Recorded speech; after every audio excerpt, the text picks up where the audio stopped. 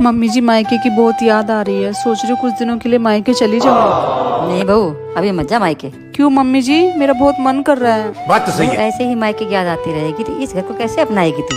तुझे याद रखना चाहिए कि अभी तेरा घर है। ऐसे बार बार मायके जाएगी तो इस घर को कभी नहीं अपना पाएगी। बड़ी अच्छी बात तो माँ जी फिर मुझे क्या करना चाहिए? बताओ। बहू बस साल में एक बार मायके जाया कर, और आगे चल कर बहू 2 साल में एक बार मायके जाएगा। ये क्या तभी तो तेरे को मायके का मोह छूटेगा और यहाँ का मोह बढ़ेगा। अच्छा, तो क्या माँ जी हर लड़की को ऐसा करना चाहिए?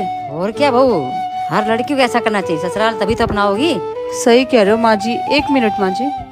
दीदी सुन लिया आपने सारी बात, अब आप अगले साल आना। बहू ये कौन था फोन पर? मम्मी जी वो पिंकी दीदी थी, वो बेचारी आने का बोल रही थी, मगर अब ज्ञान मिल गया ना उनको, तो अब उनको समझ आ गई। अब वो भी बार बार मायके नहीं आएगी।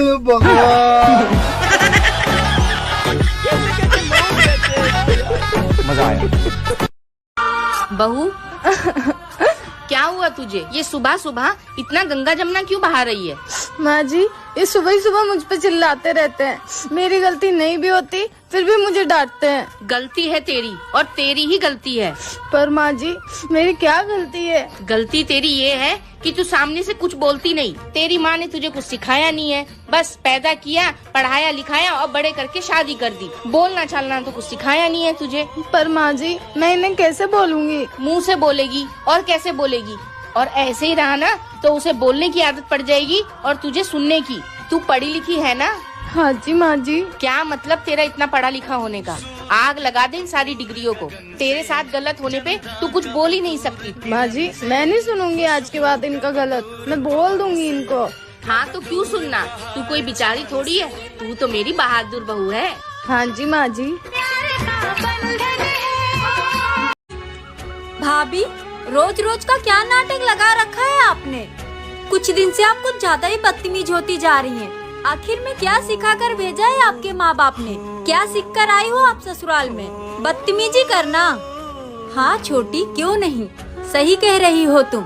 गुस्से के भी कई रूप होते हैं। अगर ससुराल में बेटा गुस्सा हो जाए तो जाने दो, इसका स्वभाव ही ऐसा है।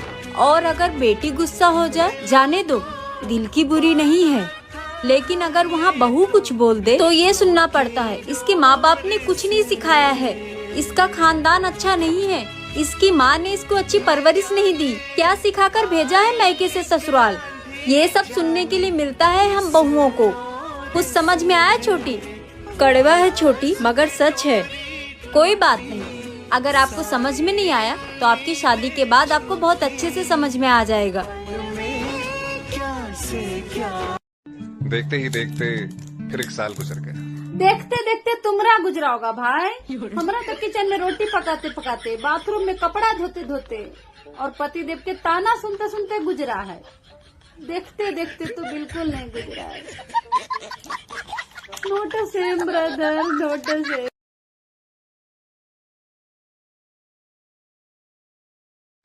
मम्मी जी मायके की बहुत याद आ रही है, सोच रही हूँ कुछ दिनों के लिए मायके चली जाऊँ।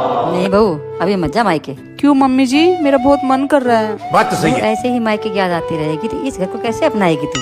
तुझे याद रखना चाहिए कि अभी तेरा घर है। ऐसे बार बार मायके जाएगी तो इस घर को कभी नहीं अपना पाएगी। बड़ी अच्छी बात तो माँ जी फिर मुझे क्या करना चाहिए? बताओ। बहू बस साल में एक बार मायके जाया कर, और आगे चल कर बहू 2 साल में एक बार मायके जाएगा। ये क्या तभी तो तेरे को मायके का मोह छूटेगा और यहाँ का मोह बढ़ेगा। अच्छा, तो क्या माँ जी हर लड़की को ऐसा करना चाहिए?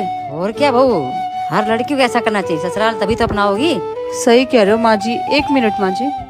दीदी सुन लिया आपने सारी बात, अब आप अगले साल आना। बहू ये कौन था फोन पर? मम्मी जी वो पिंकी दीदी थी, वो बेचारी आने का बोल रही थी, मगर अब ज्ञान मिल गया ना उनको, तो अब उनको समझ आ गई। अब वो भी बार बार मायके नहीं आएगी।